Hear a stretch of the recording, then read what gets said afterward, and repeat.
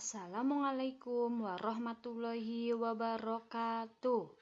Selamat pagi teman-teman. Hai, jumpa kembali dengan Afi. Ya, pada kesempatan kali ini kita akan belajar mata pelajaran IPS di tema 7. Ya, seperti biasa, sebelum pembelajaran dimulai, kita baca basmalah bersama. Bismillahirrahmanirrahim. Oke, siap untuk belajar ya? Ya, langsung saja. IPS di tema 7, kira-kira kita akan belajar apa ya teman-teman? Ya, di tema 7 kita akan pelajari yang pertama, mengenal pahlawan Indonesia. Lalu yang kedua, kita akan mengulang kembali mengenai anggota ASEAN atau organisasi ASEAN. Yang ketiga, kita akan mempelajari peran Indonesia dalam kerjasama di bidang ekonomi, politik, sosial budaya, pendidikan dalam lingkup ASEAN. Ya, yang pertama kita akan mengenal pahlawan Indonesia. Loh, kenapa ada pahlawan? Padahal dua ini kita membahas ASEAN ya. Iya, karena di tema 7 ini ruang lingkupnya itu temanya tentang kepemimpinan. Jadi kita berhak mengenal siapa saja pahlawan yang pernah memimpin ya dalam mempertahankan Indonesia, ya, memimpin orang-orang Indonesia dalam mengusir penjajah. Oke, mengenal Bung Tomo. Pernah lihat gambar ini? Paham ya? Iya, Bung Tomo adalah salah satu pejuang Indonesia yang terkenal karena pidatonya yang sanggup menyatukan dan membangkitkan semangat warga Surabaya untuk melawan penjajah.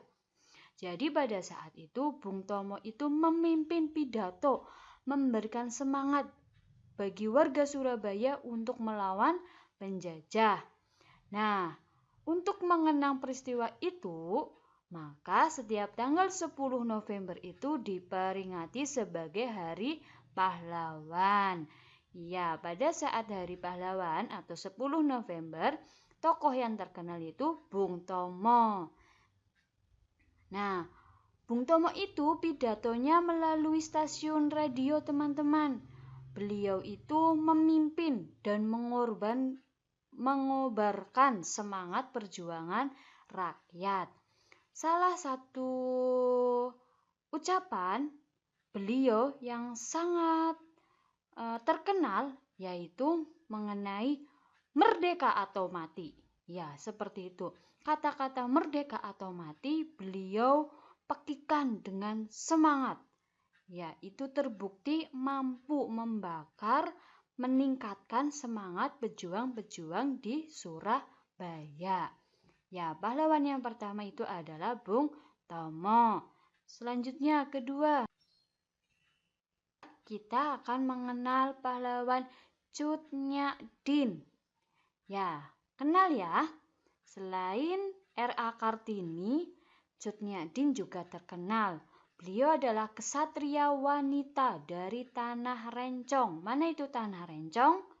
Ya, dari Aceh. Cut Nyak Dien itu dilahirkan dari kalangan keluarga bangsawan yang taat beragama di Aceh Besar, wilayah 6 Mukim pada tahun 1948.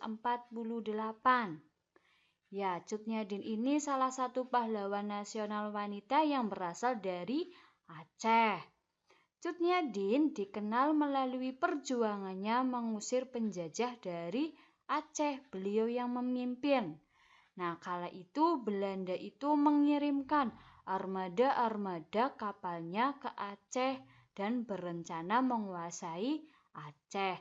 Namun, dipimpin oleh Cut Nyak Dien dan mengusir para penjajah.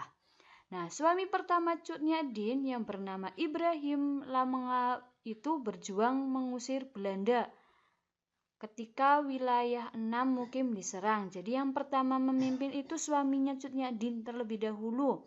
Namun sangat disayangkan suami dari Cut Nyak-dien ini harus gugur. Iya, beliau meninggal dengan terhormat di medan perang, tepatnya pada tanggal 29 Juni 1878. Nah, dengan gugurnya suami Cut Nyak-dien itu menambah semangat Cut Nyak-dien itu untuk berjuang bersama rakyat Aceh demi mengusir penjajah Belanda. Jadi yang melatar belakangi Cut Nyak-dien itu memimpin pasukan itu karena meninggalnya suami dari Cut Nyak-dien. Itu dua pahlawan yang pernah memimpin dalam mengusir penjajah Belanda. Oke, lanjut ya. Ya, negara Indonesia itu menjunjung tinggi nilai-nilai yang terkandung dalam Pancasila yang menjadi dasar negara. Bangsa Indonesia juga merupakan bangsa yang memiliki kepedulian tinggi terhadap bangsa-bangsa lain di dunia ini, ya. Nah, kepedulian itu terwujud dalam bentuk kerjasama antar bangsa Indonesia dengan bangsa lain. Salah satunya kerjasama ASEAN. Iya, melalui kerjasama ASEAN ini banyak Indonesia berperan aktif dan selalu peduli dengan permasalahan sosial sesama negara ASEAN. Lalu, teman-teman masih ingat apa itu ASEAN? Ya, ASEAN itu adalah singkatan dari Association of Southeast Asian Nations. Ya, ASEAN itu sebuah organisasi internasional yang beranggotakan negara-negara di kawasan Asia Tenggara.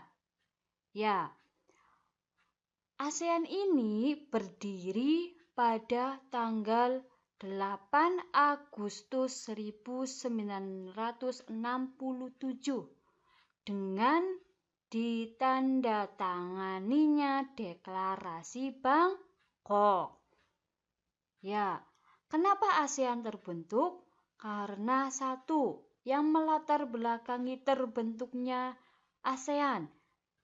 Satu, persamaan letak geografisnya, yaitu sama-sama di kawasan Asia Tenggara. Yang kedua, kemiripan budaya. Ya, di negara-negara Asia Tenggara itu budayanya hampir mirip. Terus yang ketiga, kepentingan yang sama dalam memajukan ekonomi, sosial budaya, dan menjaga kawasan ASEAN. Itu ya, masih ingat ya. Jadi, tanggal berapa didirikannya ASEAN? Pada tanggal 8 Agustus 1967. Oke. Ya, tadi pada tanggal berapa? Ya, 8 Agustus ya. Itu didirikannya ASEAN. Yang pertama kali mendirikan ASEAN atau pendiri ASEAN itu 5 negara terlebih dahulu.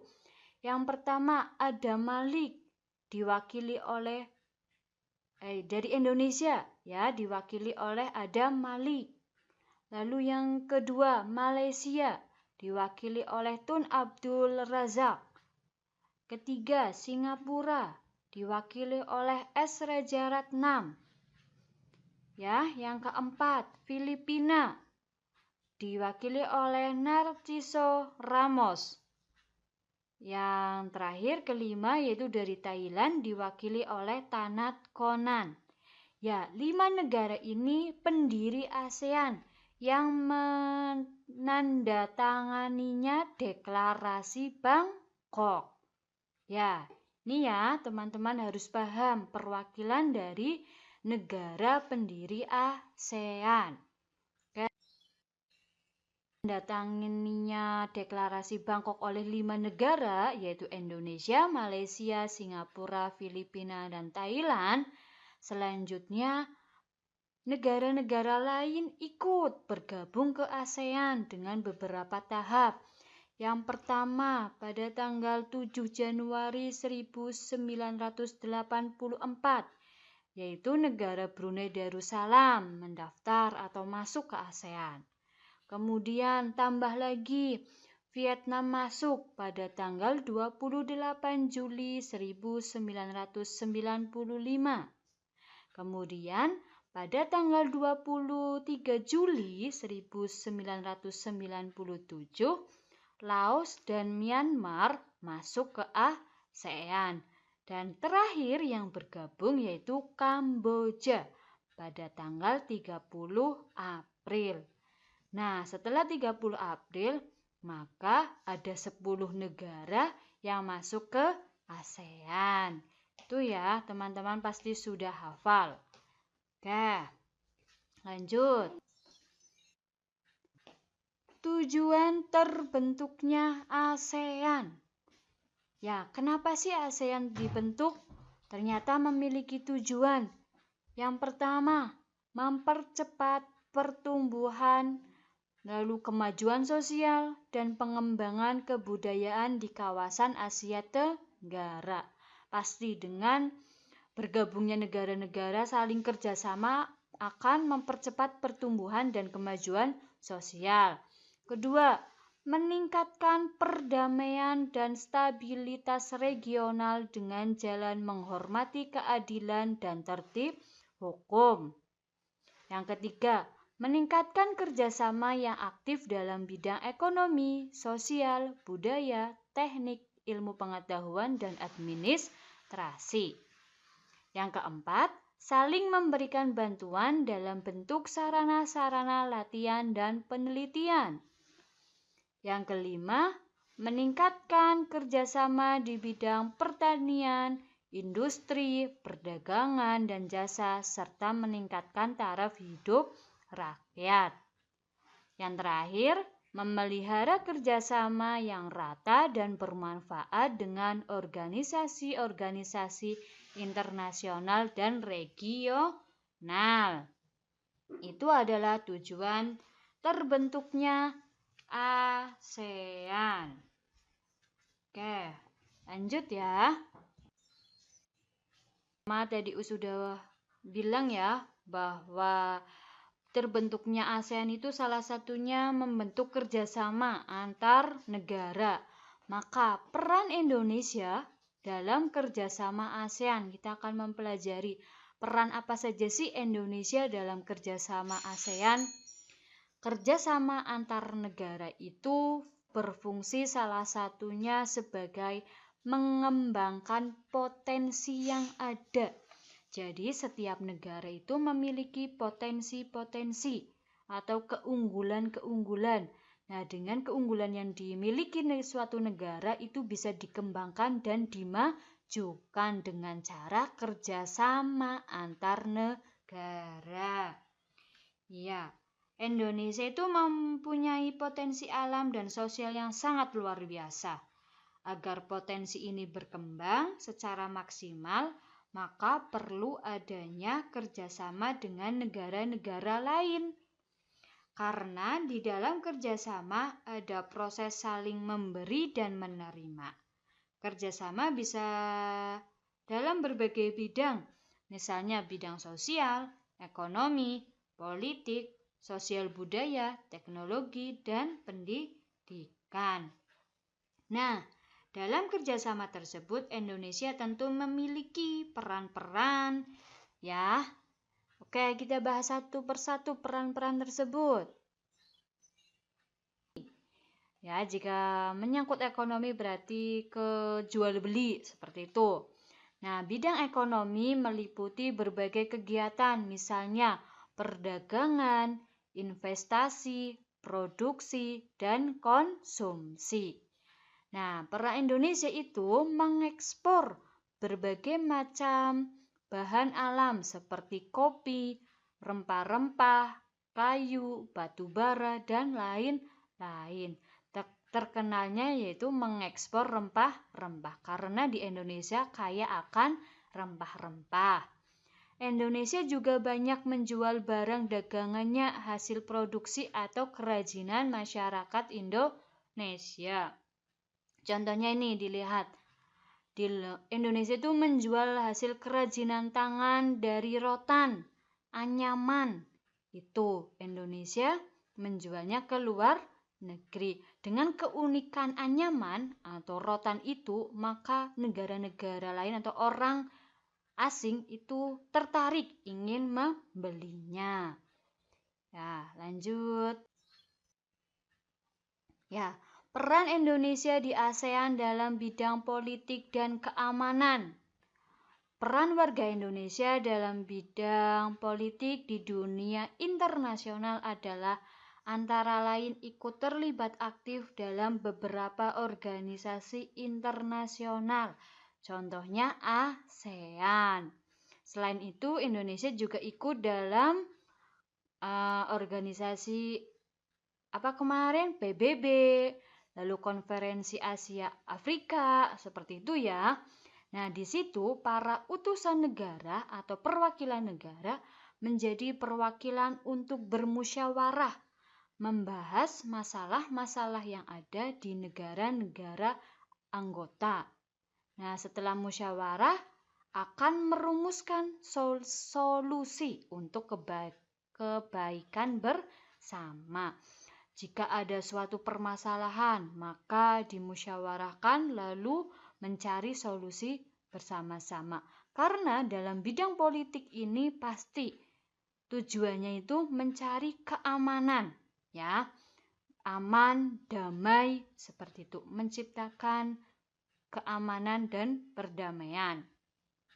Dalam bidang keamanan, contohnya adalah mendamaikan perpecahan yang terjadi antar negara.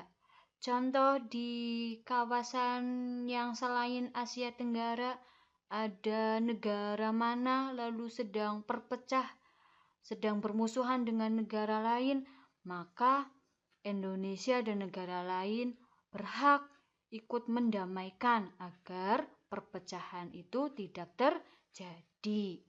Lalu, peran warga Indonesia dalam bidang politik di dunia internasional adalah antara lain ikut terlibat aktif dalam beberapa organisasi internasional.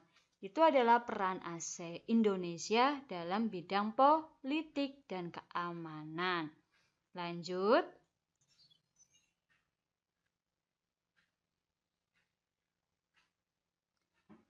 Ya, peran Indonesia di ASEAN dalam bidang sosial budaya. Indonesia berperan dalam bidang sosial budaya internasional. Beberapa kegiatan yang dilakukan Indonesia berkaitan dengan hal tersebut, antara lain sebagai berikut. 1. Perannya, Indonesia itu mengirim pelajar dan mahasiswa ke negara lain. Ya, mereka itu saling berbagi. Ya, ini salah ketik, berbagi ilmu dan menuntut ilmu. Tujuannya apa? Untuk memajukan ilmu pengetahuan dan teknologi. Yang kedua, Indonesia saling bertukar informasi dengan negara lain. Misalnya, informasi penyebaran virus yang mematikan. Lalu, informasi mengenai suatu penemuan teknologi baru. Nah, tujuannya itu dengan saling bekerja sama untuk menemukan. Jika virus berarti menemukan vaksin atau obat pencegah virus tersebut. Jika penemuan teknologi berarti tujuannya saling bekerja sama untuk menemukan bagaimana cara mengoperasikannya. Seperti itu. Yang ketiga, pertukaran misi kesenian dan budaya. Ya, tujuannya untuk meningkatkan persahabatan antar negara. Selain itu juga bisa untuk memajukan kesenian. Jadi tidak hanya Indonesia saja yang kenal budayanya sendiri, namun bisa budaya kita itu dikenalkan ke negara lain. Itu agar menarik minat negara lain untuk datang ke Indonesia. Seperti itu. Indonesia di ASEAN dalam bidang lingkungan hidup. Teman-teman tahu Indonesia memiliki hutan yang luas ya. Nah, dengan hutan yang luas yang dimiliki oleh Indonesia itu merupakan menjadi paru-paru dunia loh. Iya. Nah, Indonesia memiliki kekayaan hewan, tumbuhan, dan lautan. Banyak ilmuwan asing meneliti di Indonesia. Mereka mengembangkan ilmu pengetahuan dan teknologi. Hal ini bermanfaat bagi masyarakat dunia. Ya, negara lain dimanfaatkan untuk meneliti tujuan mereka di Indonesia. Indonesia juga dimanfaatkan dengan negara masuk, maka pendapatannya masuk. Lalu budayanya akan terkenal. Ya, jadi mengenai budaya yang di Indonesia itu bisa dikasih tahu ke negara lain. Seperti itu. Tadi, salah satu bentuk aktif dalam politik dan keamanan, dalam bidang politik dan keamanan yaitu ikut serta dalam organisasi atau kegiatan-kegiatan yang terlibat dengan negara lain. Ya, maka salah satunya yaitu ada SEA Games. Apa itu SEA Games?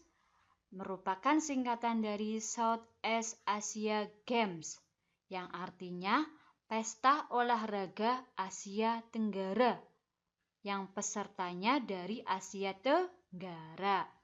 Nah, SEA Games ini diselenggarakan setiap 2 tahun sekali loh. Nah, dalam SEA Games, penentuan cabang olahraga yang dipertandingkan itu diatur sesuai dengan SEA Games Federation Capture and Rules. Ya. Nah, tapi tuan rumah bisa saja menambah atau mengurangi cabang olahraga sesuai dengan keuntungan yang bisa didapat tuan rumah. Jadi, cabang olahraga yang akan dilaksanakan pada SEA Games itu sudah ditentukan oleh panitianya. Namun, bisa ditambahkan atau dikurangi tergantung dari tuan rumah. Seperti itu. Lalu, apa ya tujuannya SEA Games?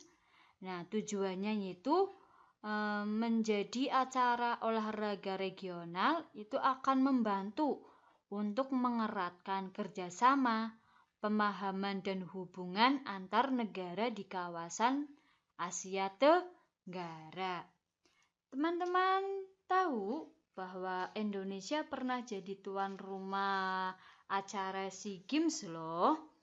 Iya, Indonesia itu sudah 4 kali menjadi tuan rumah SEA Games, yaitu pada tahun 1979, lalu 1987, 1997, yang tadi 1987 ya, dan yang terakhir kemarin 2011 yang dilaksanakan di Jakarta dan Palembang. Iya. Apa sih pengaruhnya adanya SEA Games bagi pertumbuhan ekonomi? Ya, pengaruhnya yaitu meningkatkan kesempatan kerja, menambah devisa negara, serta meningkatkan pendapatan nasional dan perorangan. Itu mengenai SEA Games ya teman-teman. Kemudian, ya, kita udah belajar mengenai peran Indonesia dalam berbagai bidang kerjasama ASEAN. Lalu, manfaat apa saja dalam kerjasama ASEAN bagi anggotanya? Apa saja ya? Kerjasama ASEAN adalah salah satu bentuk kerjasama regional, yaitu kerjasama yang dilakukan oleh negara-negara di satu wilayah atau satu rumpun yang sama. Manfaat kerjasama ASEAN bagi anggotanya itu dilihat dari bidangnya. Yang pertama, di bidang politik. Ya, manfaatnya terciptanya keamanan dan kedamaian di masing-masing negara. Hal ini bisa dilihat dari terbentuknya organisasi kawasan damai, bebas dan netral, ya, Zone of Peace atau Freedom and Neutrality atau ZOPFAN. Itu. Lalu yang kedua di bidang sosial. Itu manfaatnya mempererat hubungan antar negara. Semua hubungan antar negara akan terjalin dengan baik. Dengan hubungan inilah setiap negara saling membantu ketika salah satu dari anggotanya mengalami musibah. Jadi hubungannya itu makin erat, saling tolong menolong, saling membantu seperti itu ya. Di bidang ekonomi, manfaatnya meningkatkan kualitas ekonomi setiap negara. Yang kedua, dengan adanya kerjasama di antara negara-negara, setiap negara bisa mendapat pasokan untuk memenuhi kebutuhan yang tidak bisa ia dapat di dalam negerinya dan bisa memasarkan produknya ke negara lain sebagai bentuk pemasaran. Hal ini maka terjadinya kegiatan ekspor dan impor. Itu salah satunya untuk memenuhi kebutuhan. Yang ketiga, dibentuknya kawasan perdagangan bebas di ASEAN yang kita sebut dengan AFTA. Ya, selain AFTA juga ada MEA ya, yang mempermudah perdagangan. Yang keempat, ketika sudah berhasil mempromosikan Indonesia di luar, para wisatawan akan berkunjung ke Indonesia dan devisa negara akan bertambah. Itu salah satu contohnya. Negara lain juga jika sudah berhasil mempromosikan suatu keunggulan dari negara tersebut, maka para wisatawan akan berkunjung ke negara itu. Nah, dengan berkunjungnya wisatawan, maka devisa suatu negara akan bertambah. Itu manfaatnya. Di bidang pendidikan. 1. Manfaatnya pengembangan ilmu teknologi. Yang kedua, setiap negara akan bertukar ide tentang ilmu teknologi mereka, sehingga semua negara akan maju bersama dalam ilmu teknologi. Ketiga, pertukaran pelajar antar pelajar-pelajar di negara ASEAN. Ya, dengan ini memberikan keuntungan kepada pelajar untuk mendapatkan pengalaman dan ilmu lebih di negara lain. Negara-negara lain bisa saja membentuk sekolah internasional hasil dari bentuk kerjasama ini. Seperti itu, jadi saling berbagi. Terus kelima, di bidang budaya. Nah, Indonesia bisa memperkenalkan budaya-budayanya. Tadi ya, dengan negara lain tahu budaya kita, lalu tertarik wisatawannya datang, maka pendapatan negara kita bisa bertambah. Hal ini bisa terjadi ketika diadakannya festival seni se-ASEAN, itu salah satunya. Selain itu juga, jika SEA Games itu juga salah satu upaya kita mengenalkan budaya. Lalu KTT, ya, itu juga. Sehingga menjadi kesempatan Indonesia untuk memperkenalkan budaya-budayanya dan pendapatannya akan bertambah.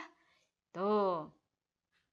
Itu mengenai manfaat kerjasama yang dilakukan oleh anggota-anggota ASEAN. Ya. Alhamdulillah. Sudah selesai teman-teman pembelajaran IPS hari ini. Tadi kita sudah belajar mengenai pahlawan yang memimpin, ya, memimpin rakyat Indonesia untuk melawan penjajah. Ada Bung Tomo dan Cut Nyak Dien. Lalu kita udah belajar mengenal lagi mengenai ASEAN, ya. Ada negara apa saja yang masuk ke ASEAN. Lalu ada 5 pendiri ASEAN. Yang pertama, yang menandatanganinya deklarasi Bangkok. Terus kita belajar mengenai peran Indonesia dalam kerjasama ASEAN. Setelah mengetahui apa saja perannya Indonesia dalam kerjasama, kita juga mempelajari manfaat-manfaat dengan adanya kerjasama dalam ASEAN. Seperti itu. Bagaimana? Paham? Insya Allah paham ya. Oke, terima kasih untuk kerjasamanya hari ini ya teman-teman. Sebelum cukupkan, kita baca hamdalah bersama. Alhamdulillahirobbil alamin. Oke, terima kasih ya. Tetap semangat dan selalu jaga kesehatan kalian. Semangat ya. Oke, terima kasih. Dari cukup sekian. Wassalamualaikum warahmatullahi wabarakatuh.